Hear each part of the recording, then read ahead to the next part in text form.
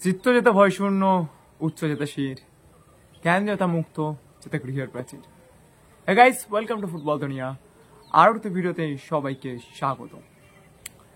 তো চিত্ত যেতে ভয়শূন্য খুব ইম্পর্টেন্ট একটা লাইন, এবং একটা ঘটনা অ্যাজ আ রিপোর্টার হিসেবে আমাকে পুরোপুরি চেঞ্জ করে দেয়, অনেক বেশি ম্যাচিওর করে।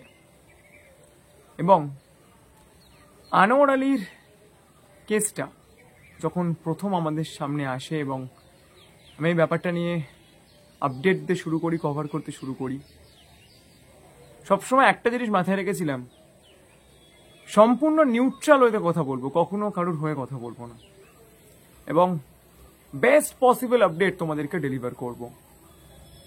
তো বলা যায় আজকের সেই ব্যাপারটার একটা নৈতিক জয় ঘটল। তো এইবার কি তাহলে আনোয়ার আলী ইস্টবেঙ্গলের প্লেয়ার হয়ে গেলেন? কখনো না। আমার কাছে নৈতিক জয় এটাই ছিল, যেদিন থেকে আনোয়ার আলী তিনি এআইএফএফকে মেল করেছিলেন যে তিনি আর মোহনবাগান সুপার জায়ান্টে অন্তত লোনে খেলতে চান না, সেদিন থেকেই তোমাদেরকে আমি বলেছিলাম যে মেলটা যেহেতু এআইএফএফ এ চলে গিয়েছে, পিএসসি ছাড়া আনোয়ার আলীকে কোনোভাবেই কিন্তু মোহনবাগান সুপার জায়ান্ট খেলাতে পারবে না। এবং মেল যাওয়ার দিন থেকে আনোয়ার আলী নাইদার ইস্টবেঙ্গল নর Mohun Bagan super giant player.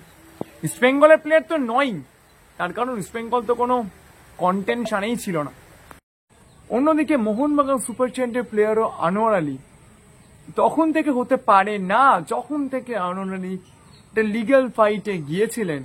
AIFF কে তিনি অফিসিয়ালি যখন মেল করেন যে তিনি মোহনবাগান সুপার জায়ান্টে অ্যাটলিস্ট লোনে খেলতে চান না, তো তখন থেকে কিন্তু কোনোভাবেই মোহনবাগান সুপার জায়ান্ট তাকে এটা ক্লেম করতে পারতো না যে আনোয়ার আলী তাদের প্লেয়ার। ইভেন তাকে প্র্যাকটিসেও কিন্তু মোহনবাগান সুপার জায়ান্ট আসতে বলতে পারতো না, লিগালি পারে না।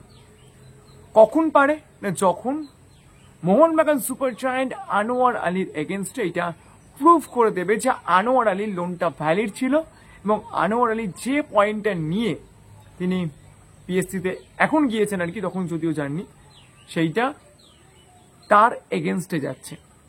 তো সেই পয়েন্টটা নিয়ে আমি দীর্ঘদিন ধরে কোনো কথা বলিনি, এবং তার মাঝে দেখেছিলাম যে বারবারই বিভিন্ন জায়গা থেকে দাবি করা হয়েছিল আনোয়ার আলী মোহনবাগান সুপার জায়ান্টেরই প্লেয়ার, ইস্টবেঙ্গলের ডিলটা ভ্যালিড নয়, কি করে ইস্টবেঙ্গল ডিল করতে পারে মোহনবাগান সুপার জায়ান্টের সঙ্গে একটা কন্ট্রাক্ট থাকাকালীন।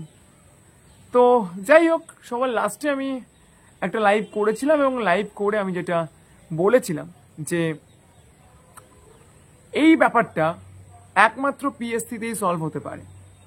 তার কারণ মোহনবাগান সুপার জায়ান্টের প্লেয়ার আনোয়ার আলী বা ইস্টবেঙ্গলের করা ডিল ইনভ্যালিড ঠিক তখনই প্রমাণ হবে যখন মোহনবাগান সুপার জায়ান্ট পিএসসিতে গিয়ে আনোয়ার আলীর এগেনস্টে একটা স্ট্রং স্ট্যান্ড পয়েন্ট দাঁড় করাতে পারবে থ্রু লিগাল প্রসেস। তো এইখানেই বলা যায় একটা নৈতিক জয়। তার কারণ হচ্ছে এই জায়গাটাই সব থেকে ইম্পর্টেন্ট ছিল। এইবার কি এইটা বলার সময় এসেছে, যেহেতু ম্যাটারটা পিএসসিতে চলে গিয়েছে, আনোয়ার আলী ইস্টবেঙ্গলের প্লেয়ার হয়ে গেল, অ্যাটলিস্ট ইস্টবেঙ্গল অ্যাডভান্টেজ পজিশনে রয়েছে? আমি আবারও বলবো, নয়, কখনোই কিন্তু এটা বলার জায়গায় আসেনি যে ইস্টবেঙ্গল এই মুহূর্তে অ্যাডভান্টেজ পজিশনে রয়েছে। তার কারণটা হচ্ছে যতক্ষণ না পর্যন্ত আমরা আনোয়ার আলীর সঙ্গে ইস্টবেঙ্গলের ডিলটা দেখতে পাবো, সেই কন্ট্রাক্টটা দেখতে পাবো, ততক্ষণ পর্যন্ত কিন্তু আমরা কখনোই বলতে পারবো না যে ইস্টবেঙ্গল অ্যাডভান্টেজ পজিশনে রয়েছে। এই মুহূর্তে পিএসসিতে কি হবে, পিএসসিতে গিয়ে আনোয়ার আলী লয়ার কিছু কথা বলবেন, মোহনবাগানের পক্ষ থেকে লয়ার্সের কিছু কথা বলবেন। ইভেন মোহনবাগান সুপার জায়ান্ট এখনো কিন্তু তারা ভীষণ কনফিডেন্ট, আমি যতটা শুনেছি। তো এইটাই হচ্ছে ম্যাটার অ্যাকচুয়ালি। যখন আমার মনে হয় রিপোর্ট করতে আসা উচিত, ক্যামেরার সামনে আসার আগে সাপোর্টার ক্যামেরার সামনে এসে নিউট্রাল পয়েন্ট অফ ভিউটা রাখা দরকার। তো এইটাই বলবো, এই মুহূর্তে পিএসসি কি ডিসিশন দেবে সেটা কিন্তু সে অনারেবল প্লেয়ার স্ট্যাটাস কমিটির ব্যাপার, সেখানে আমরা কেউ কিচ্ছু বলতে পারবো না, তার কারণ আইনের মার প্যাচ রয়েছে। এবং এখন যে কথাগুলো শুনছো যে ইস্টবেঙ্গল খুবই অ্যাডভান্টেজ পজিশনে চলে গিয়েছে, ইস্টবেঙ্গল এই আসছেন আনোয়ার জার্সি পরে নিয়েছেন, আমি বলবো সেটা বলার সময় এখনো পর্যন্ত আসেনি। তার কারণ জার্সি পরানোর কেউ আমরা ইউটিউবাররা নই। ঠিক আছে? তো ম্যাটারটা পিএসসিতে যাবে এবং পিএসসিতে যাওয়ার পরে আনোয়ালি টার্মিনেশনটা নিয়ে একটা কিছু একটা ভার্ডিক্ট দেবে পিএসসি, তারপর ইস্ট বেঙ্গল পেপার প্লেস করবে, তারপরে বোঝা যাবে যে আনোয়ালি কোন ক্লাবে যেতে চলেছে। আপাতত কিন্তু এইটাই জলের মতো পরিষ্কার একটা ব্যাপার, তো এর জন্য আমাদেরকে ওয়েট করতেই হবে। অন্যদিকে জিকসান সিং সকাল থেকে প্রচুর প্রচুর মেসেজ, কিছুই বলিনি, কাল থেকেও কিছু বলিনি। সে সকালে একটা ভিডিও করেছিলাম, কিছু বলিনি। কেন বলিনি? কারণটা খুবই সিম্পল, জিকসান সিংকে নিয়ে নতুন করে বলার মতো কিছু জিনিস আমার কাছে অ্যাটলিস্ট নেই। সবার মতো আমিও যে আপডেটটা পেয়েছিলাম, আপডেট আকারে, অবশ্যই সেটা অফিসিয়াল নয়, যে জিকসান সিং এর সঙ্গে ইস্টবেঙ্গলের একটা এগ্রিমেন্ট হয়েছে। তো এরপরে আমি আর কি বলতে পারি? এরপরে তো আর বলার মতো কিছু থাকে না। এরপরে আমাদেরকে শুধুমাত্র অফিসিয়াল পোস্টের জন্য ওয়েট করতে হবে। তার কারণ সেটা আপডেট ছিল, সেটা কখনো অফিসিয়াল নয়। তার কারণ আমি বারবারই বলি, বি ম্যাচিওর। কখনোই কিন্তু আমরা ইউটিউবারে কাউকে জার্সি পরে দিতে পারি না। তো সেই আপডেটটুকুই আমার কাছে ছিল। এবার কোনো একটা এগ্রিমেন্ট হওয়ার পরে অফিসিয়াল করার জন্য বাদবাকি যে প্রসেসগুলো রয়েছে সেগুলো স্বাভাবিকভাবেই ক্যামেরার সামনে এসে বলা কখনোই কারোর পক্ষে পসিবল নয়। তো আজ সিম্পল অ্যাজ দ্যাট, খুব সিম্পল একটা ব্যাপার, সিম্পল একটা ইস্যু। অনেক রকম কথাবার্তা শোনা যাচ্ছে, আমি সেই সব মারপ্যাচে যাবো না, কারণ সেগুলো ম্যানেজমেন্টের ব্যাপার। সেগুলো ম্যানেজমেন্ট যখন যেভাবে ব্যাপারটাকে ড্র্যাগ করে নিয়ে যাবে সেটাই হচ্ছে ব্যাপার। ঠিক আছে, আমরা শুধুমাত্র এখন অফিসিয়াল পোস্টের জন্য ওয়েট করছি। তো জিকসান সিংকে নিয়ে বলার মতো সত্যিই কিছু নেই, অ্যাটলিস্ট আমার কাছে তো কিছুই নেই। ঠিক আছে, we just waiting for official confirmation.